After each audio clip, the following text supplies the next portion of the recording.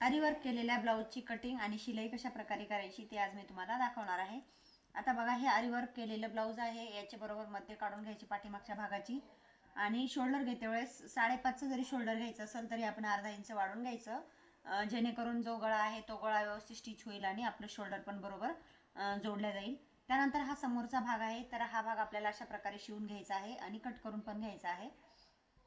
तर थोडी थोडी मी मार्जिन ठेवूनच मग कट करून घेते, जेणेकरून जेव्हा आपण शिवतो तेव्हा व्यवस्थित आपल्याला कट करता येईल। त्यानंतर आता आपल्याला हा भाग शिवायला घ्यायचा आहे, तर याचं पहिले आपण शोल्डर चेक करून घेऊयात। तर याचं शोल्डर जास्त मोठं नाही आहे, 6 इंचाचंच आहे, म्हणून मी काही व्यवस्थित कट वगैरे काही करून घेणार नाही किंवा कमी करून घेणार नाही। आणि त्यानंतर आता आपल्याला हे शिवायच्या अगोदर मशीनचा जो दाब आहे तो दाब आपल्याला बदलून घ्यायचा आहे। तर मी इथं सिंगल दाब घेतलेला आहे आणि त्या सिंगल दाबनेच मी आता पूर्ण जे आरीवर्कचं ब्लाऊज आहे ते पूर्ण शिवून घेणार आहे।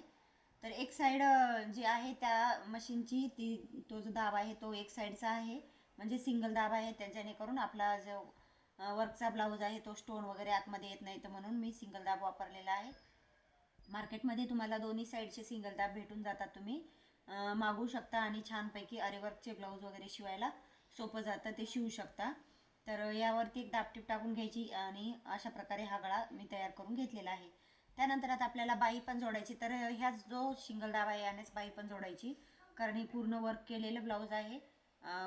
बाई वगैरे व्यवस्थित वर्क केलेली आहे, तर ती आपल्याला सिंगल दाबने व्यवस्थित जोडून घेता येते। तर आता याचा मी मध्ये काढून घेतला आणि दोन्ही साईडला मी अशा प्रकारे शिवून घेतला आणि अशा प्रकारे